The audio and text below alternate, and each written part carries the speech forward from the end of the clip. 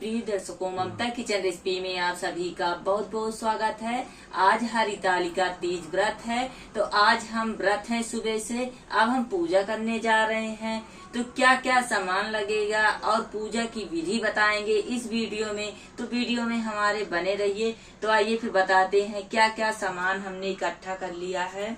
तो पूजा में जैसे हमने फल में सेब ले लिया है, केले ले लिए हैं और इसे हम कलश के लिए हैं और इसमें हम धागा लगा लिए हैं, रोली वाला धागा। और ये साफ हमने पानी रख लिया है और इसमें भी 5 फेरे हमने धागे लगा लिए हैं। फूल ले लिए हैं और हमने कलश के लिए ये चावल ले लिया है। तो चावल हम इस जल में इस तरीके रख लेंगे। आम की पत्ती हमें नहीं मिल पाई थी, आप नीचे आम की पत्ती भी रख सकते हैं या बिना ना मिले तो कोई बात नहीं, ऐसे भी कलश बना सकते हैं। और ये हमने पान ले लिया है। पान में एक सुपारी, एक हरी छोटी इलायची, लौंग। भोले बाबा को हम ये भंगेड़ा चढ़ाएंगे, ये भांग की पत्ती है। और ये हमने मेवा ले लिया है, जैसे काजू, बादाम और छुहारा, किशमिश। तो हम ये मेवे ले लिए हैं। मदार का फूल चढ़ाएंगे भोले बाबा में। और ये कनेल का फूल है। समी की पत्ती ले लिए हैं, बेल की पत्ती ले लिए हैं और तिल की पत्ती ले लिए हैं। ये तिल की पत्ती है, बहुत ही शुभ माना जाता है ये तिल की पत्ती। और भोले बाबा को हम जनेऊ पहनाएंगे। भोले बाबा को जनेऊ पहनाया जाता है। और माता पार्वती में हम चुनरी चढ़ाएंगे। तो ये हमने इतना पूजक सामान दिखा दिए और दिखाते हैं। तो हमने ये बिल्कुल ये जूठा नहीं है, इसे चढ़ाएंगे। आप इसे दान कर दीजिए, बच्चों को दे दीजिए या ननद को दे दीजिए या आप खुद इस्तेमाल कर सकते हैं। और ये हमने चूड़ी ले लिया है, माता पार्वती के लिए चूड़ी चढ़ाएंगे। और हमने ये मिठाई ले लिया है। ये हमने मीठा ले लिया है।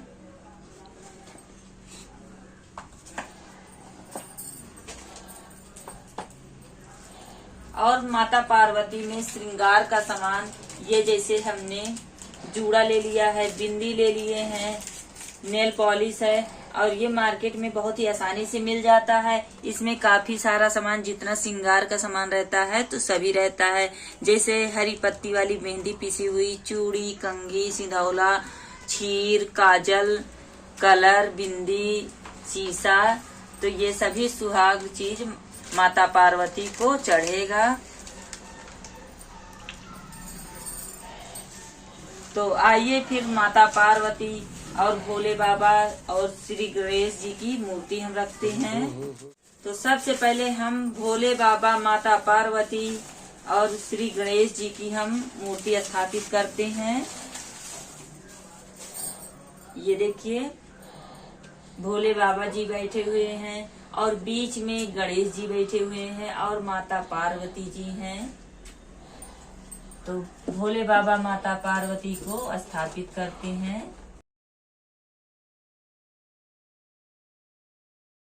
तो सबसे पहले हम साफ पानी या गंगा जल से स्नान कराइए।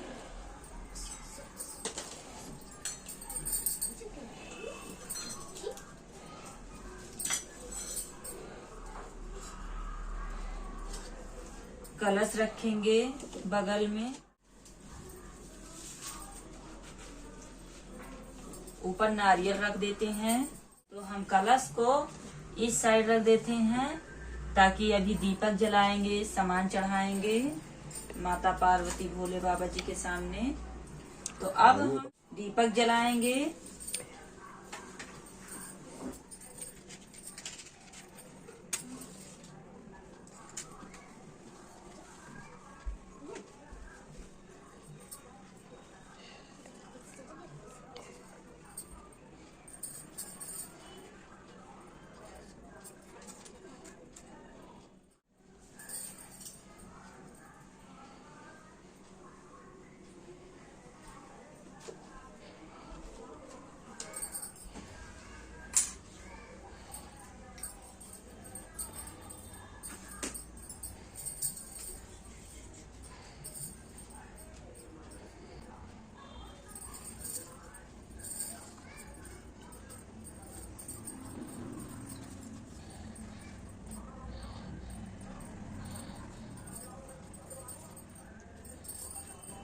भोले बाबा में जनेऊ चढ़ा देते हैं।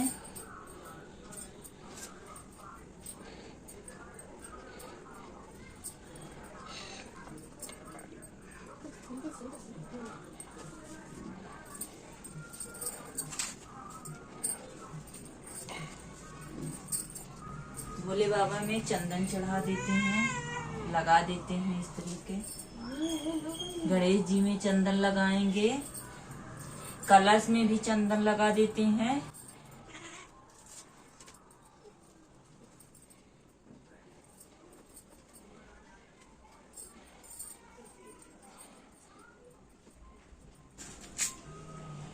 अब हम भोले बाबा में मदार का माला चढ़ा देते हैं। तो इस तरीके हमने माले बनाए हैं, ये देखिए।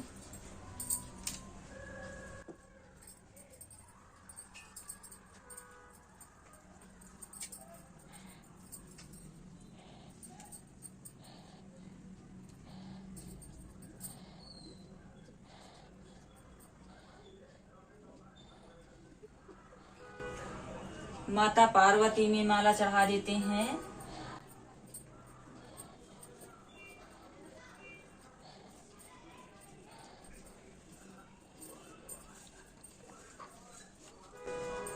अब हम भोले बाबा में बेल की पत्ती चढ़ा देते हैं। तो बेल की पत्ती में इस तरीके चंदन लगा देंगे।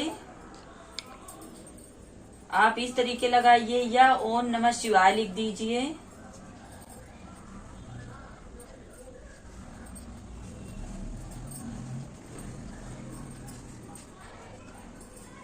ओम नमः शिवाय, ओम नमः शिवाय।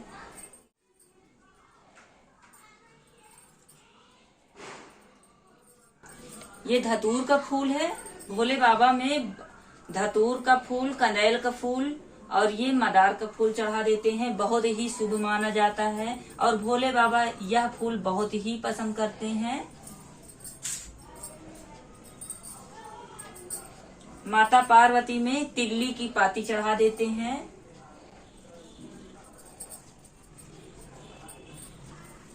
तिल की पत्ती बहुत ही शुभ माना जाता है। माता पार्वती तिल की पत्ती से ही बाल धुली थी। माता पार्वती में फूल चढ़ा देते हैं, कलश में चढ़ा देंगे।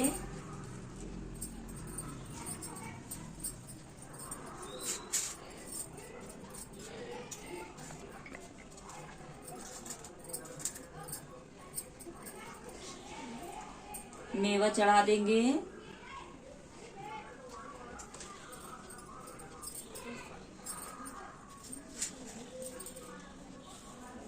भोले बाबा में भांग की पत्ती चढ़ा देते हैं, जिसे भंगीड़ा बोलते हैं।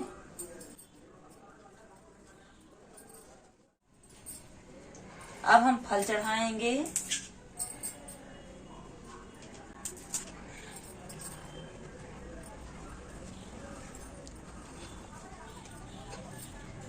सेब चढ़ाएंगे।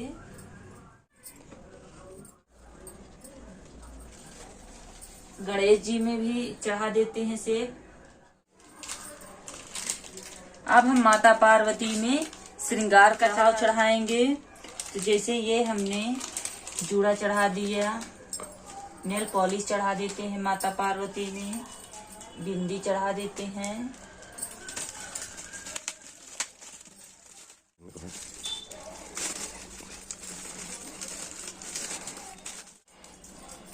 माता पार्वती में चूड़ी चढ़ा देते हैं।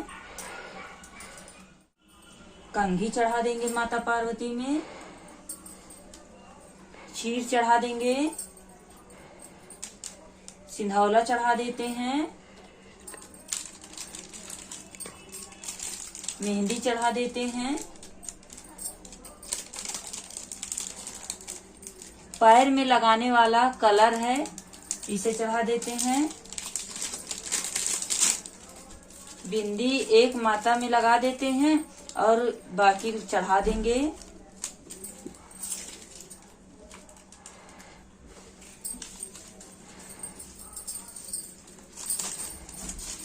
काजल चढ़ा देंगे।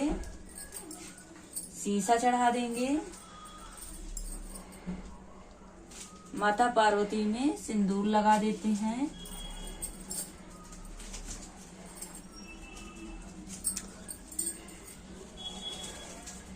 हम अपने लगा लेते हैं।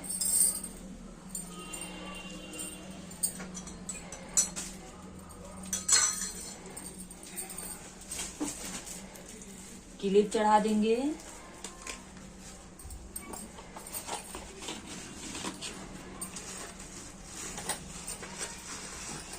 चूड़ियां चढ़ा देंगे माता पार्वती में।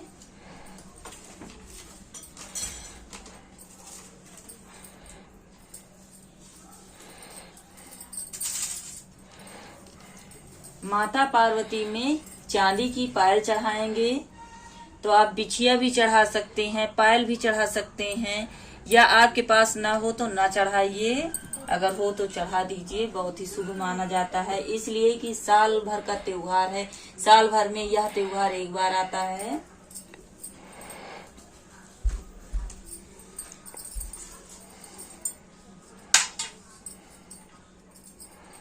अब हम पान खिलाएंगे। तो सुपारी, हरी इलायची को अंदर रख के और फोल्ड करेंगे पान, और इस तरीके हम लौंग लगा देते हैं।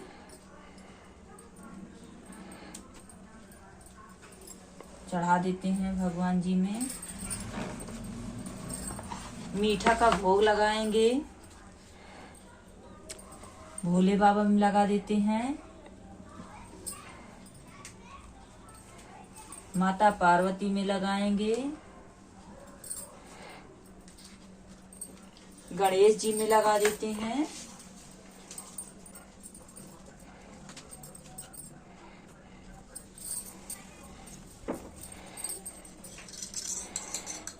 जल छिड़केंगे।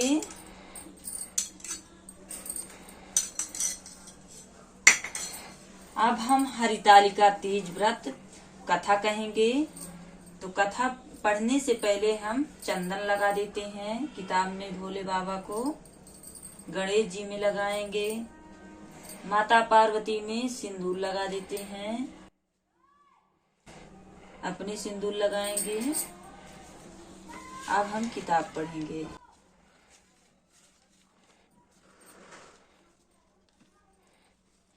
तो हरितालिका तीज का महत्व तो आप जानते ही हैं।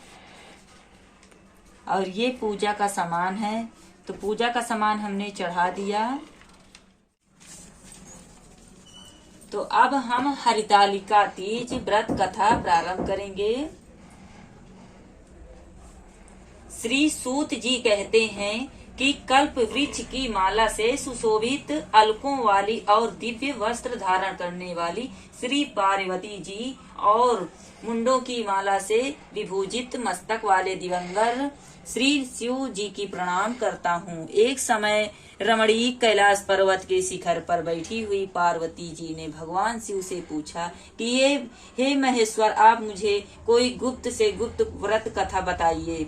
हे स्वामी, यदि आप मुझ पर प्रसन्न हो तो ऐसा व्रत बताने की कृपा करें जो सभी धर्मों का सार हो और जिसको करने में थोड़ा परिश्रम हो और फल अधिक मिले। हे प्रभु, किस तप, व्रत या दान से आप जैसे परमेश्वर जो आनंदी अनंत हैं हमें प्राप्त हुए हैं। शिव जी बोले, हे देवी, हे प्रिय, सुनो जो गुप्त रखने योग मेरा सबसे उत्तम व्रत है वह मैं तुम्हें बताता हूँ। जैसे तारा गणों में चंद्रमा, ग्रहों में सूर्य, वर्णों में ब्राह्मण, देवताओं में विष्णु भगवान, नदियों में जैसे गंगा, पुराणों में महाभारत, वेदों में सामवेद, इंद्रियों में जैसे मन श्रेष्ठ है वैसे ही यह व्रत सब व्रतों में श्रेष्ठ है। शास्त्र ने पुराण को वेद का सारस्वत कहा है, उसी प्रकार यह व्रत संपूर्ण व्रतों का सार है। अतः मैं एक प्राचीन व्रत बतलाता हूँ, तुम सावधान होकर सुनो। जैसे मैंने देखा है तुमसे कहता हूँ, इसी व्रत के प्रभाव से ही तुमने मेरा अर्धासन प्राप्त किया है। तुम मेरी परम प्यारी हो, इसी कारण वह सारा व्रत मैं तुम्हें सुनाता हूँ। भादों के महीने में हस्त नक्षत्र के युक्त शुक्ल पक्ष की तृतीया तिथि को यह व्रत करने से स्त्रियां सब पापों से मुक्त हो जाती हैं। हे देवी, तुमने आज से बहुत दिनों पहले हिमालय पर्वत पर इस व्रत को किया था, वह वृत्तांत मैं तुमसे कहूँगा। पार्वती जी बोली, हे नाथ, व्रतों में उत्तम यह व्रत मैंने किस प्रकार किया था, यह सब मैं आपसे मुख से सुनना चाहती हूँ। शिवजी बोले, भारतवर्ष के उत्तम दिशा की ओर समस्त पर्वतों में श्रेष्ठ हिमवान नाम का एक बड़ा ही सुंदर और उत्तम पर्वत है। उसके आसपास तरह तरह की भूमियां हैं, तरह तरह के वृक्ष उस पर लगे हुए हैं। नाना प्रकार के पक्षी और अनेक प्रकार के पशु उस पर निवास करते हैं। वहां पहुंचकर गंधर्वों के साथ बहुत से देवता सिद्ध चरण पक्षी गण सर्वदा प्रसन्न मन में विचारते हैं। वहां पहुंचकर गंधर्व गाते हैं, अप्सराएं नाचती हैं। उस पर्वत राज्य के कितने ही शिखर ऐसे हैं कि जिसमें स्फटिक रत्न और वैदूर्य मणि आदि की खानें भरी पड़ी हैं। यह पर्वत बहुत ही ऊंचा है, इतना ऊंचा कि वह अपने मित्र के घर की तरह समझकर आकाश को स्पर्श कर रहा हो। उसके सभी शिखर सदैव हिम बर्फ से ढके रहते हैं और गंगा नदी के जल की स्वर लहरी सदा सुनाई देती है। हे पार्वती, उसी हिमालय पर बचपन में तुमने मेरा बड़ा तप किया था। 12 वर्ष के नीचे को मुख करके धुआं पान किया। 64 वर्ष सूखे पत्ते खाकर व्यतीत किए। माघ मास में तुम जल में बैठी रहती और वैशाख की दोपहरिया में पंचगिनी तापती थी। सावन में अन्न जल छोड़कर मैदान में जाकर तप किया। तुम्हारे पिताजी तुम्हें इस प्रकार के कष्टों से देखकर घोर चिंता से व्याकुल हो गए। उन्होंने विचार किया कि यह कन्या जिसको दी जाए। उस समय ब्रह्मा जी के पुत्र परम धर्मात्मा श्रेष्ठ मुनि श्री नारद जी तुम्हें देखने की इच्छा लिए वहां आए। नारद जी को देखकर गिरिराज ने अर्घ्य पार्थ आसन आदि देकर उसकी पूजा की और कहा, हे स्वामी, आज इधर आपका आना कैसे हुआ? हमारा आज बड़ा भाग्य है जो आप सरीखे सज्जनों का दर्शन मिला। यह सुनकर नारद जी ने कहा, हे गिरिराज, हमको भगवान विष्णु ने भेजा है कि यह योग कन्या रत्न योग पुरुष को ही देना चाहिए। संसार में ब्रह्मा विष्णु शिव इन तीनों भगवान विष्णु के समान योगवर कोई नहीं है। इससे यह कन्या उन्हीं को देना उचित है। इसमें मेरी पूर्ण सम्मति है। हिमालय ने कहा, भगवान विष्णु जब स्वयं मेरी कन्या के लिए प्रार्थना कर रहे हैं और आप यह संदेश लेकर आए हैं तो मैं उन्हें ही अपनी कन्या दूंगा। यह सुनकर नारद जी आकाश में अंतर्धान हो गए। वे पीताम्बर शंख चक्र और गदाधारी भगवान विष्णु के पास पहुँचे। वहां पहुंचकर नारद जी बोले, हे देव, आपका विवाह पक्का हो गया है। इतना कहकर नारद जी वैकुंठ से घर चले आए। इधर हिमालय ने अपनी पुत्री गौरी से प्रसन्न होकर कहा, हे पुत्री, मैं भगवान विष्णु से तेरा विवाह पक्का कर दिया है। पिता की यह बात सुनकर पार्वती अपनी सखी के घर चली गई और पृथ्वी पर व्याकुल होकर विलाप करने लगी। तुमको इस तरह विलाप करते देख तुम्हारी सखी ने पास आकर कहा, हे देवी, तुम क्यों इतनी दुखी हो? इसका कारण बताओ। तुम्हारी जो कुछ भी इच्छा होगी मैं यथाशक्ति उसको पूरा करने की कोशिश करूंगी। इसमें कोई सार्यांश नहीं है। पार्वती जी बोली, हे सखी, मुझे प्रसन्न करना चाहती हो तो मेरी अभिलाषा सुनो। मैं केवल महादेव जी को अपना भर्ता मतलब पति बनाना चाहती हूँ, परंतु मेरे पिता इसके विपरीत करना चाहते हैं। इससे ये प्यारी सखी, मैं अपने शरीर को त्याग दूंगी। पार्वती के ऐसे वचन सुनकर सखी ने कहा, हे पार्वती, शरीर का त्याग ना करो। चलो ऐसे वन में चलें जहाँ तुम्हारे पिता को पता न लगे। ऐसी सम्मति करके वह सखी अपने घोर जंगल में ले गई। इधर तुम्हारे पिता अपनी पुत्री को घर में न देखकर इधर उधर खोजने लगे, घर घर ढूंढने लगे और कहने लगे कि कौन देव दानव किन्नर मेरी पुत्री को हर ले गया है। उन्होंने मन ही मन कहा, मैं नारद जी के आगे प्रतिज्ञा कर चुका हूँ कि मैं अपनी पुत्री को भगवान विष्णु को ही दूंगा। ऐसी चिंता में विकल होकर हिमाचल पृथ्वी पर मूर्छित होकर गिर पड़े। गिरिराज की ऐसी दशा होकर देखकर लोग हाहाकार करते हुए उनके पास पहुँचे और जब उनको होश आया तब उन्होंने पूछा कि गिरिराज आप अपनी मूर्छा का कारण बताइए। तब हिमालय ने कहा, मेरी मूर्छा का कारण यह है कि दुष्टता ने मेरी कन्या को हर लिया है, अथवा किसी काल सर्प ने उसे डस लिया है, सिंह बाघ ने उसे मार डाला। मेरी पुत्री कहाँ गई, न जाने कौन दुष्ट ले गया है। ऐसा कहकर वे शोक से पीड़ित वायु के झोंके में कम्मित वृक्ष सा कांपने लगे। तदुपरंतु तुम्हारे पिता तुम्हें ढूंढने के लिए एक जंगल से दूसरे जंगल में घूमने लगे, जो बड़े बड़े सिंह, बाघ, भालू, स्याही आदि हिंसक जीवों से भरा था। इधर अपनी सखी के साथ एक घोर वन में तुम भी जा पहुंची। वहां एक सुंदर नदी बह रही थी और उसके तट पर बड़ी सी गुफा थी, जिसे तुमने देखा।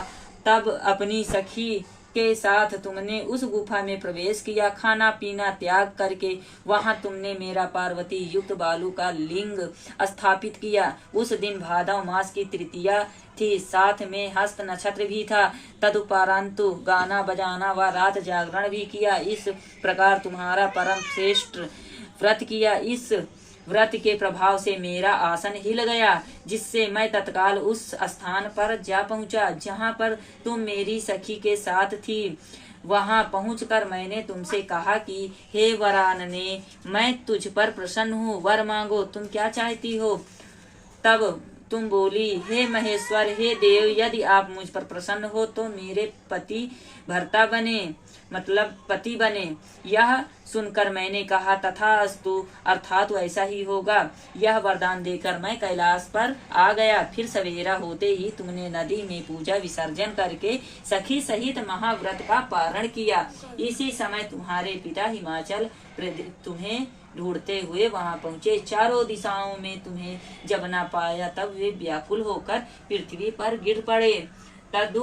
परंतु वहां दो कन्याएं सोती हुई दिखी। देखते ही तुम्हें गोद में उठाकर रोते हुए तुमसे पूछा, हे पुत्री, तुम सिंह, बाघ आदि जंतुओं से भरे इस जंगल में कैसे चली आई। तब पार्वती जी ने बोला, पिताजी सुनिए, आप मुझे विष्णु को देना चाहते थे, लेकिन मैंने पहले ही अपने आप को शिव जी के हाथों सौंप दिया था।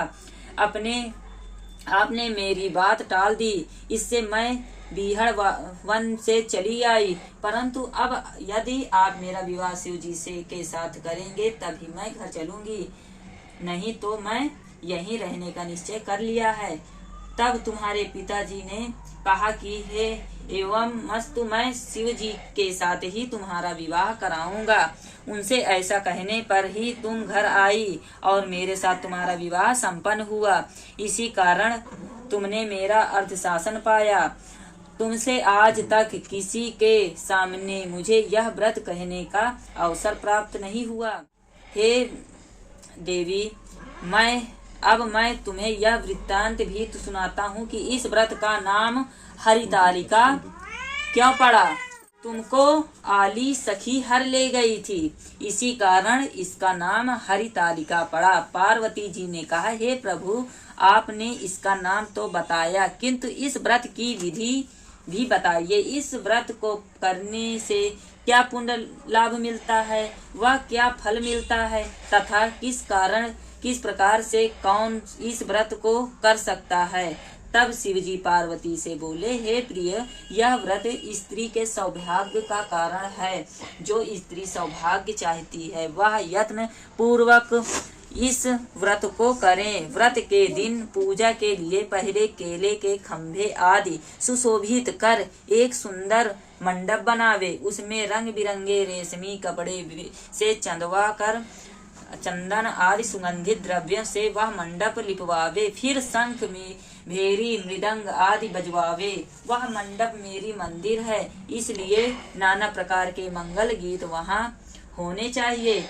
शुद्ध बालू का मेरा लिंग श्री पार्वती के साथ ही वहां स्थापित करें। उस रोज दिन भर वो उपवास कर बहुत से सुगंधित फूल, गंध और धूप, नाना प्रकार के नैवेद्य आदि एकत्र कर मेरी पूजा करें और रात भर जागरण करें।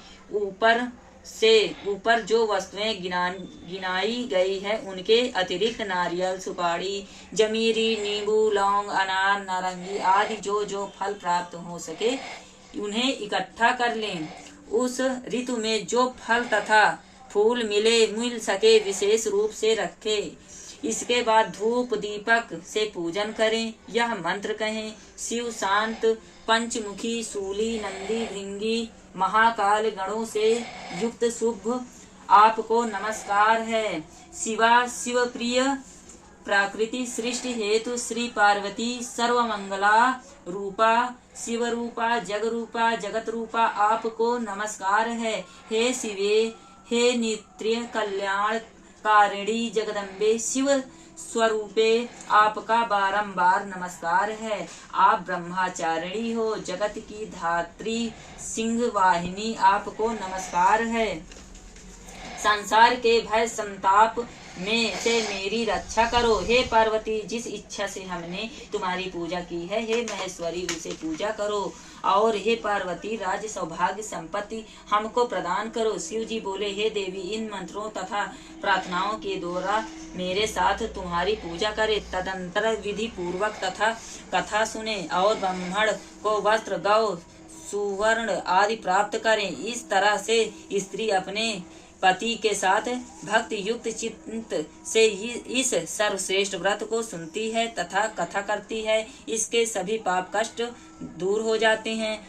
उसे 7 जन्म तक सुख, 7 सौभाग्य की प्राप्ति होती है। लेकिन जो स्त्री तृतीया तिथि को व्रत ना करे, अन्न भक्षण करती है, वह 7 जन्म तक बाध्या रहती है, मतलब विधवा रहती है, और उसको बार बार विधवा होना पड़ता है। सदा दरिद्री पुत्र शोक से शोककुल कर्कशाली स्वभाव की लड़की सदा सुख भोगने वाली होती है। और उपवास न करने वाली स्त्री अंत में घोर नरक में जाती है। तीज के दिन अन्न न खाएं।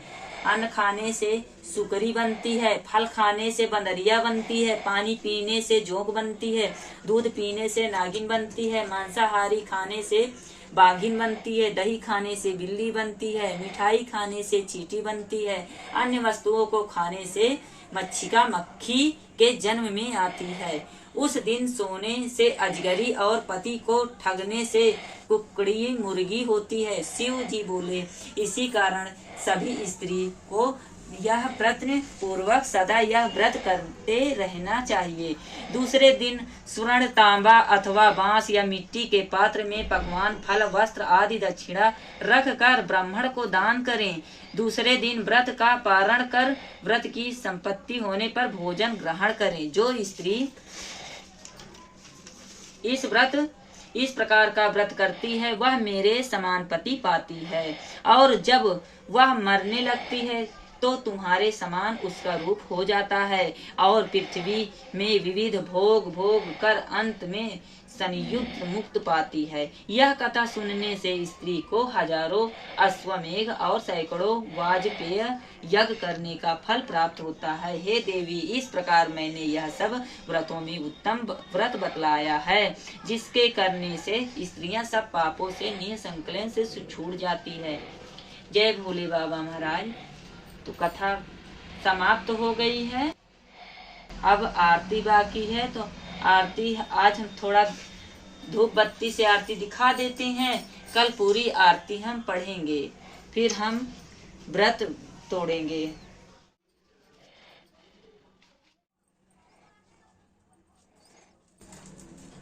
काला तिल, चावल, फूल, थोड़ा भगवान जी को हम प्रार्थना करते हैं।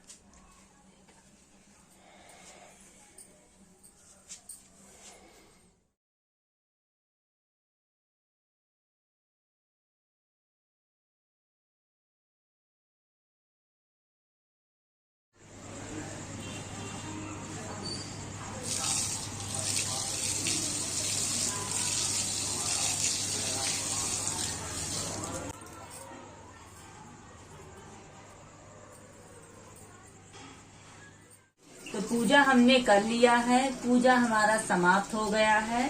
अब हम कल फिर पूजा करेंगे, फिर उसके बाद श्रृंगार का सामान जो भी है सुहाग लेंगे। अब हम शरबत पियेंगे, तो एक सांस में हमें जितना पीना है उतना हम घोर लेते हैं। तो ये हमने 1 गिलास पानी ले लिया है, थोड़ा चीनी डालेंगे, ज्यादा मीठा नहीं पीना है, नहीं तो बार बार प्यास लगेगी। हल्का से मीठा पियेंगे इस व्रत में शरबत।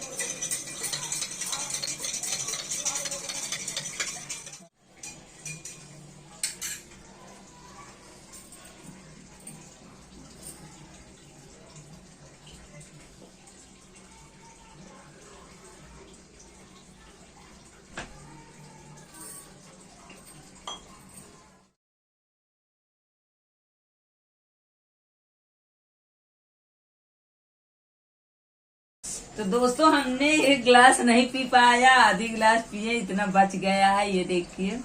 अब हम कल जो भी खाएं पिएंगे तो पूजा करने के बाद हम कल व्रत तोड़ेंगे। तो आज तक के लिए यहीं तक, कल मिलते हैं वीडियो में फिर। तो ये जो हमने साड़ी पहनी हुई है, पूजा किया है ये साड़ी पहनकर, तो ये साड़ी हम उतार कर रख देंगे और कल फिर पूजा करेंगे स्नान करने के बाद। तो यही साड़ी हम फिर पहनकर पूजा करेंगे। अब हम दूसरा कपड़ा पहन लेंगे, तो यही वस्त्र पहनकर पूजा करना है और अगले दिन भी यही वस्त्र पूजा करना है। और यह साड़ी को पहनकर सोना नहीं है।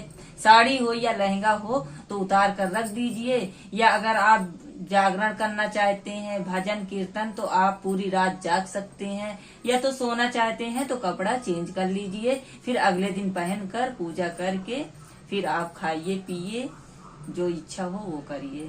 तो मिलते हैं नेक्स्ट वीडियो में।